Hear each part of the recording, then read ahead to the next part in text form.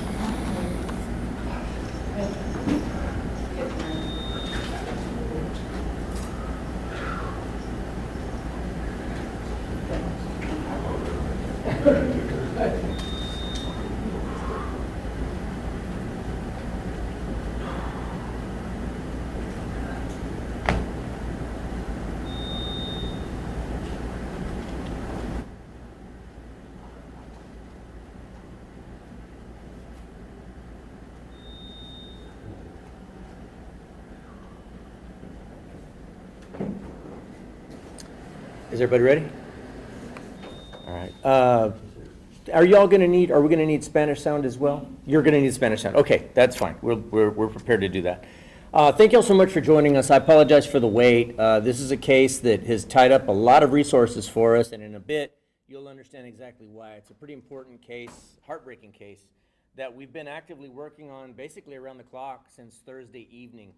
So let me just start out with this. On Thursday, May 22nd, around 5 o'clock in the afternoon, we received a call. Patrol deputies were dispatched to a call for a group home located at 7314 Highland Lake. Now, this group home is one where folks with mental health issues or disabilities are housed in a group setting at a cost to the family. But the initial call came in because a father of a 29-year-old male that was a resident in one of these residences, this one in particular, suspected abuse of his son. Although the young man is 29 years of age, he's well into adulthood, he's a nonverbal autistic man who's really very limited on his capabilities to communicate. And the gentleman, the father, was suspecting abuse of the young man because of some injuries that he had seen. So in I believe a great heads-up move on his part, he actually invested in a camera of some sort that he placed in the young man's room and kept it there, unbeknownst to the workers there in the group home. And he captured what we believe to be abuse of his son. Abuse that did lead to some injuries. Now, we have made some arrests in this case. We also are continuing to investigate it in partnership with several of our federal partners and other partners in the county system, and I'll elaborate on those. And we've also got at least one fugitive in this case that we're going to be asking the public's help with regard to helping us track this subject down. So let me go to the first slide here. These are the four folks that are suspected in this case, and I will go into greater detail with regard to each and every one and what it is that they are. These people are all employees of, and I'm going to butcher this name, Malfu Home Healthcare. Malfu Home Healthcare. Now, reason that comes into play is because at this point in time, we do believe that Malfu Home Healthcare is operating several homes in the Bexar County area. Now, that's not to say that all of them are experiencing things like this, but it is something to say that if you have a loved one in one of these group homes, perhaps you should be paying as closer attention than normal. Double check these things, and of course, I'll give you the information to give us a call. You can call us at 210-335-6000. You can also send us email tips at bcsotips@bear.org, and I will continue to give that information. So let's go to the first slide. This subject here, Tony Israel, was the first one we placed under arrest on Thursday night going into Friday morning. Believe it or not, Mr. Tony Israel, up to this point, was actually also, in addition to being an employee of this group home, was a part-time deputy of the BCSO. When we found out that this had occurred and he was suspected of these criminal charges, being that he's a part-time deputy, he is an at-will employee at that point, and we immediately issued a termination to him based upon that, and then placed him under arrest for several charges. Assault against a disabled individual, which is a felony 3, injury to a disabled person through criminal negligence. In addition, there may be other charges that may apply, but at this point, that's what we've got with regard to Mr. Israel. He's 45 years of age. He had been with the Bexar County Sheriff's Office since 2023. And at some point in December of 2024, he opted to go from being a full-time employee to being a part-time employee. Now, as a part-time employee, the reason that people go to part-time employment for a variety of reasons. Sometimes they may be running a side business. Sometimes they may be a full-time college student and are needing an adjustment in their hours. Doing so allows them some flexibility with regard to their schedule. At that point, though, they become, in essence, a hourly employee. No benefits, no insurance, no pension. You're just strictly by however many hours that you work. That's how many hours you get paid for. But also the other thing that does is it removes civil service protection. So again, that's what allowed us to terminate him on the spot once we found out about this. Additionally, in this instance, and not that it makes a difference for him now, but Israel also did not have a work permit from the agency to be working in outside employment. So in other words, we did not even know, he had not advised us that he was engaged in outside employment working in this field of home health care. Next subject. This subject here is the one you just met, Benjamin Tombbe. He's 53 years of age. He is facing charges of unlawful restraint and injury to a disabled individual through criminal negligence. He was also employed as an employee here at this establishment. Mr. Tombbe, let me just say, all of the subjects here that we're showing you, they are all natives of different countries in Africa. They've all come to the United States. Obviously, Israel is a U.S. citizen. Now, naturalized U.S. citizen. Benjamin Tombbe is a naturalized U.S. citizen. But as such, he is facing these charges. He was placed under arrest. The reason that we've been working this for so long, Tombbe, we actually didn't have any information on his whereabouts. On the evening that we became aware of it, it appears that he absconded and went basically underground, and we were not able to locate him very easily. But earlier today, our stop team was able to locate him on Hunt Lane in West Bexar County, where he was placed under arrest without incident for those warrants. And now, as we speak, he's being booked into South Tower. Next slide. This next person, Ann Holland, she's 53 years of age. She is what we would consider at this point a non-custodial arrest. In other words, Ms. Holland is the manager of this group home in particular. At present, obviously, she's claiming lack of knowledge of the ongoing, what we consider to be ongoing abuse of this 29-year-old male. But our partners at the fire marshal's office paid a visit to this home health care, this group home, and did find several violations: prohibited occupancy, rendering fire protection system inoperative, unlawful acts, and then an unsafe conditions. So in other words, this is not really a home that's designed, it's a home, it's in the middle of a neighborhood, and it's not really designed to be a long-term healthcare facility.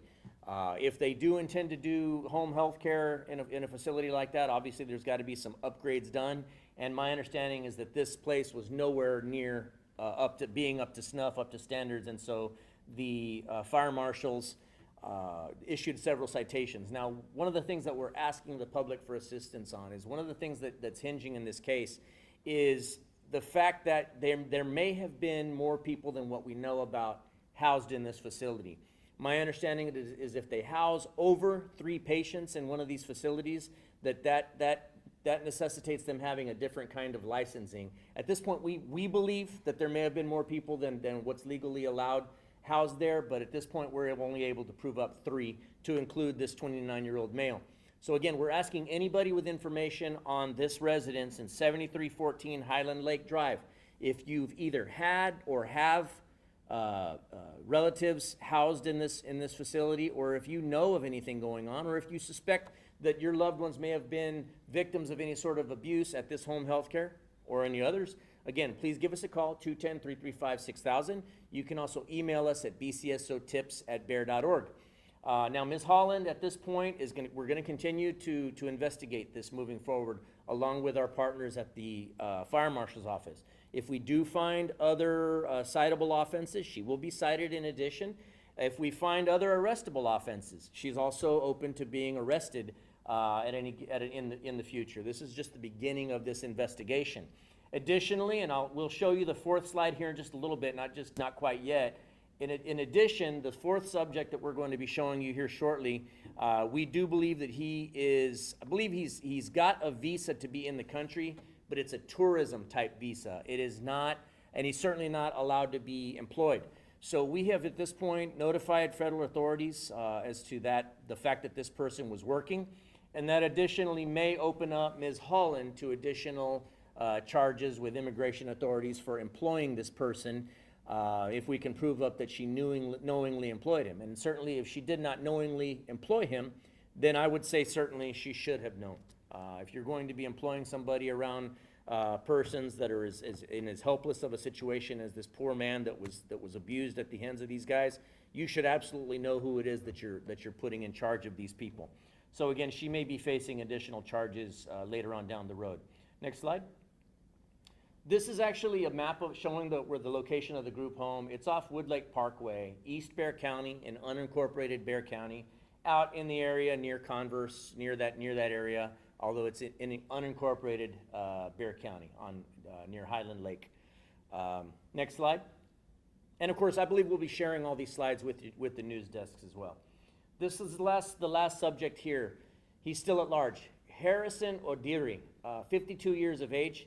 He is wanted on charges of unlawful restraint and injury to a disabled or criminal, injury to a disabled person, again, through criminal negligence. Mr. Odiri is also, as I mentioned, he is a native of an African country. At this point, we have notified immigration authorities just in case he does intend to flee from the country during this investigation. But we are asking anybody with any information on his whereabouts to please give us a call immediately, 210-335-6000, bcsotips@bear.org. Let me just say, and then I'll transition to Spanish for Spanish media, this is a heartbreaking case. It's an enraging case. Although at this point we are not at liberty to share the video with the public, we do intend to share those videos with you all at some point once we obtain some permissions. But I can tell you right now, completely enraging to watch this video. This is a 29-year-old man that is completely helpless. He can move around, but it's pretty clear he does not understand what's going on, much less the abuse that's being heaped upon him. These folks, at times, I believe that there are some medical type splints that they have to put on him, as well as a helmet that they put on him before putting him to bed. My understanding is he has exhibited some self-injurious type behavior, but nonetheless, what we see is nothing short of abuse. It's nothing short of abuse of this poor, helpless man. And quite frankly, if these people never saw the light of day outside of a jail again, I'd be completely satisfied to do that. Obviously, we've got to make sure that we're respecting their rights to due process, but at this point, again, as I mentioned, it's pretty disgusting to watch the fact that these people who call themselves home health aides are just abusing this man beyond belief. And so we're hoping for a full recovery for that man and for the family. Again, kudos to the man's father for having the wherewithal to place that camera and then sharing the information with us. Esta tarde nosotros estamos dando información tocante este caso que se toca de un caso de un hogar de grupo, donde este hombre autístico de 29 años sufrió abuso a las manos de tres sospechosos. Y también ahorita tenemos dos de estos dos sospechosos bajo arresto por estos cargos. La gerente que estaba encargada de la casa, del hogar, ahorita ella le dieron tickets, la oficina del Fire Marshal le dieron tickets a ella por varios delitos que tenía la casa. Y ahorita también estamos buscando este hombre, Harrison Odiri, 52 años de edad, por los mismos cargos. Los tres hombres, se aparenta que ellos abusaron de este hombre físicamente. El padre del hombre, él sospechaba que algo le estaba pasando a su hijo. Él puso una cámara encubierto en el cuarto de su hijo y capturó la evidencia que nosotros necesitamos, el abuso de su hijo. Nos lo reportó a nosotros y nosotros desde el jueves en la noche nosotros hemos estado investigando este caso. Arrestamos al primer sospechoso esa noche, Tony Israel, que él hasta ese momento estaba trabajando algunas horas con nuestra agencia, como oficial de nuestra agencia, pero también estaba trabajando con esa agencia. Él fue arrestado esa noche. Benjamin Tombbe lo arrestamos esta mañana, nuestro equipo de STOP, que ellos se encargan de buscar fugitivos. Todo el día ayer, esta mañana lo estábamos buscando y lograron encontrarlo esta mañana en el oeste del condado y lo arrestaron. La mujer, Ann Holland, era la gerente que estaba encargada de la casa. Le dieron varios tickets por eso, pero también ahorita nosotros seguimos investigando. Queremos averiguar cuánto sabía ella del abuso que estaba pasando este hombre. Ahorita, aunque no tenemos mucha evidencia de eso, también vamos a seguir investigando, pero también estamos trabajando con autoridades de inmigración federales para poder averiguar si ella supo que Harrison Odiri, aunque él está en una visa de turista en este país, no tiene el derecho de trabajar legalmente. Entonces nosotros queremos saber si Holland sabía que estaba ocupando a un hombre que no tiene el derecho de trabajar legalmente. Entonces es posible que ella también se vaya a enfrentar con cargos federales de inmigración a causa de eso. Any questions thus far? So are you guys still gathering more evidence to arrest Holland? We are. We're going to continue to gather evidence on all four, to be quite frank. If we find out about, for example, if we find out about another person that comes forward that says, hey, look, my sister, aunt, brother stayed in this home and suffered abuse, here's the documentation of it, it was a month ago, it was a year ago, it was whatever, they can bring that evidence to us and we will absolutely file whatever appropriate charges we possibly can prove up. So it's quite possible, in fact, I think it's highly likely that at least one of these four, if not all four of them, will be facing additional charges. So again, we're asking anybody with any information to give us a call, 210-335-6000 or bcsotips@bear.org. Let me give you that same thing in Spanish if that's okay. Es posible que alguno de estos sospechosos se van a enfrentar con otros cargos adicionales. Si alguien nos llame al 210-335-6000, si nos dan más información que hace un mes, hace una semana, hace unos 2 años que ellos tenían a alguien en este hogar que sufrió abuso, si nos pueden dar evidencia de eso, entonces nosotros con todas ganas vamos a seguir investigando y es posible que estos 4 se van a enfrentar con otros cargos adicionales. The videos, you said you weren't going to release them, but can you describe to us what you've seen in those videos? Sure, from what I've seen, I saw 2 of them. In one of them, it looks like Odiri and Tombbe are administering some sort of medication to this man. He's held on the floor, and while you can't really see what it is that's going on because the camera angle, you can tell that they're holding him down. You can tell that they're forcibly, forcing this medication down his throat. It appears that they're using a syringe without a needle on it, so like the kind that you use for a baby. Then and then you can hear him gurgling where they're forcing this medication down his throat. It's heartbreaking to watch. It's enraging to watch. It's again, that's the one that I can see with those two. On the one with where at least Israel and Tombbe are, it might quite possibly be all three. They're putting the man to bed. It looks like they're putting him to bed. And obviously he's resistant, right? He doesn't fully understand what's going on, but he's not any sort of threat to these guys. These are three big guys, physically big guys. And this man is basically very, very thin, very, very frail looking, and he's not assaulting them. He's got like a defensive posture. He's probably used to being abused by these people, quite frankly. He knows what's coming. And so he's, the lack of understanding of the situation, coupled with the fact that he's probably used to being abused, he strikes a defensive, what I would call a defensive post. So he's laying on his back with his hands and legs up, but they're, smacking him around, pushing him around.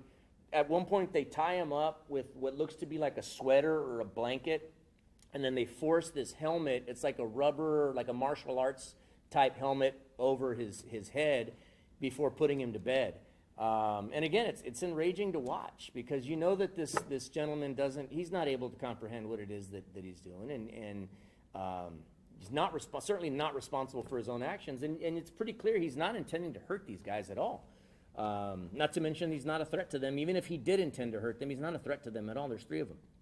So just the fact that they're just piling on the abuse and tying him up. I believe he was a resident of this group home for about 7 years. And so I can't even imagine. We just saw a glimpse. We saw that much of that in two instances. I can't even imagine what he's gone through in the past 7 years. Can you give us his name, and do you know where he's at now? Is he still in the home health care? I don't have his name here. He's out. I believe his dad transferred him to another facility. And, certainly I have all the faith in the world. He's a good dad, right? He seems to be a very good, conscientious dad. He's got his hands full with an adult son that's got very limited capacity to understand what's going on. So my heart certainly breaks for him and for families in that situation. I believe he's moved him elsewhere. When we're able to part with the name, we certainly will. What's keeping us from releasing the video at this point is the video's not ours. The dad shot it. So as soon as we're able to get that permission from him to release the video, we absolutely will. We would ask that you blur out the victim's identity if we're able to do that. If we're not able to do it, we would ask that you all do that for us as well. But again, our intention is to get this to you as soon as possible. Let me just kind of highlight the bigger issue if I can, and if y'all have any other questions for me, I'll certainly stay here as long as you need me to. Here's what we believe, what we've seen in talking to the fire marshal's office. We have seen an uptick in these group homes popping up in the unincorporated areas. In other words, the areas outside the city limits of the various cities. What we believe is occurring is the reason that we're seeing an uptick on these in unincorporated areas is because, like city of San Antonio, they have a lot of ordinances that deal with this. They're very heavily regulated. My guess is that some of the other smaller cities probably also heavily regulate these. But in unincorporated areas, not only do we not have as many regulations, our hands are somewhat tied as being a county entity. Our ability to pass ordinances is very limited as opposed to a city. So in other words, they're able to operate probably a little more loosely in the unincorporated areas. I will be talking to Judge Sakai to see what we can do as far as tightening things down and making it not so easy for these folks to just operate in the county with impunity and just continue to do this thing. Because I know that they're making money at this. They're probably making a lot of money, if I had to guess. So, that's probably what drives a lot of this, is they're making a whole lot of money and trying to not spend as much, to decreasing their overhead to increase their profits is what I'm guessing. But again, they're doing it at the cost of human rights. They're doing it at the cost of these people's health, and obviously in these instances. So again, we're going to look at ways that we can tighten this down in the unincorporated areas if it's possible. Any other questions, guys? No? Okay, well, thank y'all so much for joining us. I really appreciate it.